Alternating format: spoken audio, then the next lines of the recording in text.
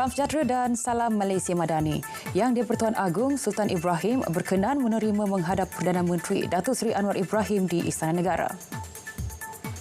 Dalam catatan di Facebook Sultan Ibrahim Sultan Iskandar, ia merupakan tugas pertama Seri Paduka Baginda selepas melafaz dan menandatangani surat sumpah jawatan sebagai Yang di-Pertuan Agong ke-17 semalam. Turut dimuat naik gambar pertemuan berkenaan. Yang di-Pertuan Agong Sultan Ibrahim dan Raja Permaisuri Agong Raja Zarid Sofia menzahirkan ucapan selamat menyambut Hari Wilayah Persekutuan. Ucapan dizahirkan Seri Paduka Baginda berdua melalui poster yang dimuat naik dalam Facebook Sultan Ibrahim Sultan Iskandar. Hari Wilayah Persekutuan disambut pada 1 Februari setiap tahun bagi memperingati pengisytiharan Kuala Lumpur, Putrajaya dan Labuan sebagai Wilayah Persekutuan. Pembangunan sosial dan ekonomi penduduk wilayah persekutuan sentiasa dipastikan seiring dengan pembangunan pesat di wilayah berkenaan.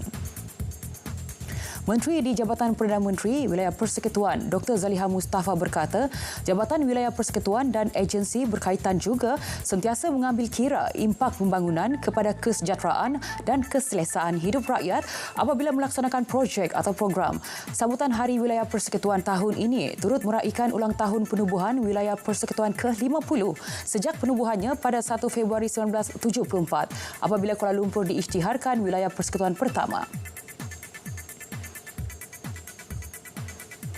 Sambutan Hari Wilayah Persekutuan di Labuan disemarakan program mural Pen by Number yang dilancarkan serentak di Kuala Lumpur, Putrajaya dan Labuan.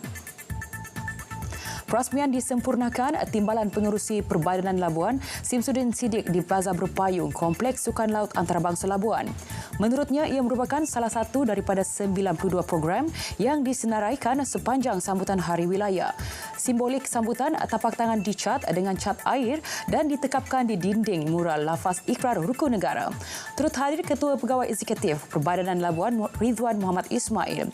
Program seiring dengan tema Wilayah Madani Rakyat Harmoni yang menekankan perpaduan masyarakat.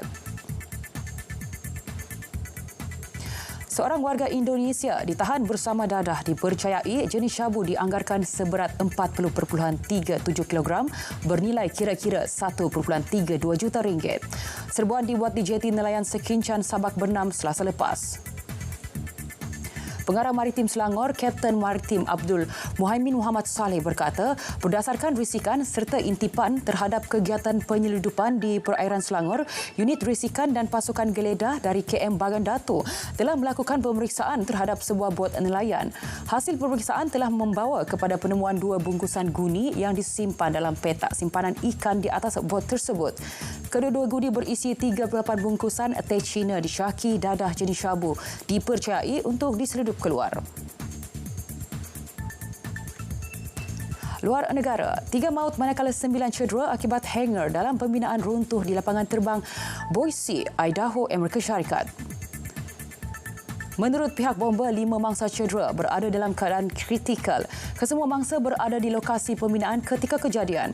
Bagaimanapun, situasi itu tidak menjejaskan operasi lapangan terbang. Ketua Operasi Bomba Daerah Aaron Hummel berkata, runtuhan dipercayai berlaku ketika kren sedang meletakkan sesuatu pada struktur hangar. Menurut pengarah lapangan terbang Boise, Rebecca Hook pula, meskipun struktur itu terletak di kawasan lapangan terbang, projek itu bukan projek lapangan terbang dan pembinaan dijalankan oleh pihak swasta. Punca sebenar runtuhan masih dalam siasatan. Berita semasa berakhir di sini. Dari sungai ke segara, Palestin pasti merdeka. Malaysia Madani tekad perpaduan penuhi harapan. Saya Lecimi Sanraj, salam hormat.